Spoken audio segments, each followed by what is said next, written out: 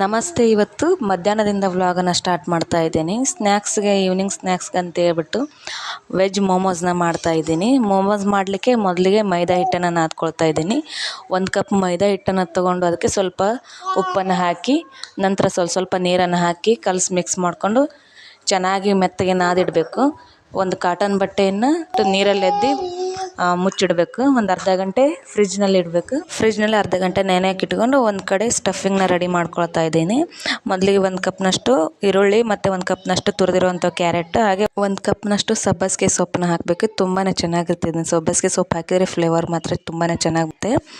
ಹಾಗಾಗಿ ಹಾಕ್ತಾಯಿದ್ದೀನಿ. 1 ಕಪ್ನಷ್ಟು ಕ್ಯಾಬೇಜ್ನ ಬಿಸಿನೀರಲ್ಲಿ ಬೇಯಿಸಿಬಿಟ್ಟು ಹಾಗೆ ಹಾಕಿದರೆ ಸ್ವಲ್ಪ ಬೇಯಲಿಕ್ಕೆ ಟೈಮ್ ಹಿಡಿಯುತ್ತೆ ಅಂತ ಹೇಳ್ಬಿಟ್ಟು ಸ್ವಲ್ಪ ಬಿಸಿನೀರಲ್ಲಿ ಬೇಯಿಸಿಟ್ಕೊಂಡಿದ್ದೀನಿ ಕ್ಯಾಬೇಜನ್ನು. ಇವನ್ನೆಲ್ಲವೂ ಮಿಕ್ಸ್ ಮಾಡಿ ಒಂದು 10 ನಿಮಿಷ ರೆಸ್ಟ್ ಇಡಬೇಕು.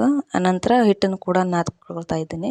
ತುಂಬಾ ಸಾಫ್ಟಾಗಿ ಹೋಳಿಗೆ ಹಿಟ್ಟಿನ ಅದಕ್ಕೆ ನಾದಿರ್ತೀವಲ್ಲ ಆ ರೀತಿಯಾಗಿ ನಾದಿಟ್ಕೋಬೇಕು ಹಿಟ್ಟನ್ನು. ಹಾಗೆ ಸ್ಟಫಿಂಗ್ನ ರೆಡಿ ಮಾಡಲಿಕ್ಕೆ ಅಂತ ಹೇಳ್ಬಿಟ್ಟು ಒಂದು ಪ್ಯಾನನ್ನು ಇಟ್ಟು ಅದಕ್ಕೆ 1 ಟೇಬಲ್ ಸ್ಪೂನ್ನಷ್ಟು ಬಟರನ್ನು ಹಾಕಿ ನಂತರ ಕಟ್ ಮಾಡಿಟ್ಕೊಂಡಿರೋಂಥ ಬೆಳ್ಳುಳ್ಳಿ ಹಾಗೆ ಹಸಿ ಶುಂಠಿಯನ್ನು ಹಾಕಬೇಕು. ನಂತರ ಕೊತ್ತಂಬರಿ, ಹಸಿಮೆಣಸಿನ್ಕಾಯಿ ಕಟ್ ಮಾಡಿಟ್ಕೊಂಡಿರೋಂಥ ಹಸಿಮೆಣಸಿನ್ಕಾಯಿನ ಹಾಕಿ ನಂತರ ರೆಡಿ ಮಾಡಿಟ್ಕೊಂಡಂಥ ವೆಜಿಟೇಬಲ್ಸ್ನ ಹಾಕಿ ಫ್ರೈ ಮಾಡಿದರೆ ವೆಜಿಟೇಬಲ್ಸ್ನ ಫ್ರೈ ಮಾಡಿದ್ಮೇಲೆ ಫ್ರೆಶ್ ಆಗಿ ಕುಟ್ಟಿರುವಂಥ ಕಾಳು ಮೆಣಸಿನ ಪುಡಿ ಹಾಕಿದರೆ ಸ್ಟಫಿಂಗ್ ರೆಡಿಯಾಗಿ ಹೋಗುತ್ತೆ. ಹಾಗೆ ಮೋಮೋಸ್ಗೆ ಹಿಟ್ಟನ್ನು ಪೂರಿ ರೀತಿಯಾಗಿ ಲಟ್ಟಿಸ್ಕೊಂಡು ಮಧ್ಯದಲ್ಲಿ ಮಾತ್ರ ದಪ್ಪನೇ ಇರಬೇಕು. ಯಾಕಂದರೆ ಬೇಯಿಸ್ಲಿಕ್ಕೆ ಇಟ್ಟಾಗ ಕಟ್ಟಾಗೋದಿಲ್ಲ ಅಂತ ಹೇಳ್ಬಿಟ್ಟು ಲಟ್ಟಿಸ್ಕೊಂಡು ಸ್ಟಫಿಂಗ್ನ ಮಾಡಿಬಿಟ್ಟು ನಮ್ಗೆ ಯಾವ ಶೇಪ್ ಬೇಕೋ ಆ ಶೇಪನ್ನ ಮೋಮೋಸ್ನ ಮಾಡಿಕೊಂಡು ನಂತರ ಒಂದು ಇಡ್ಲಿ ಪಾತ್ರೆ ಇದ್ದರೆ ಇಡ್ಲಿ ಪಾತ್ರೆ ಅಥವಾ ಸ್ಟೀಮರಲ್ಲಿ ಕೂಡ ಮಾಡ್ಕೋಬೋದು. ನಾನಿಲ್ಲಿ ಇಡ್ಲಿ ಪಾತ್ರೆಯಲ್ಲಿ ಮಾಡ್ಕೊಂಡಿದ್ದೆ. ತುಂಬಾ ಚೆನ್ನಾಗಿ ಬಂದಿತ್ತು. ಫಸ್ಟ್ ಟೈಮ್ ಟ್ರೈ ಮಾಡೋದು ಕೂಡ ತುಂಬಾ ಚೆನ್ನಾಗಿತ್ತು. ವಿಡಿಯೋ ಇಷ್ಟ ಆದರೆ ಪ್ಲೀಸ್ ಸಬ್ಸ್ಕ್ರೈಬ್ ಮಾಡ್ಕೊಳ್ಳಿ, ಲೈಕ್ ಮಾಡಿ. Thanks for watching. ಬಾಯ್. ಮುಂದಿನ ವಿಡಿಯೋದಲ್ಲಿ ಸಿಗೋಣ.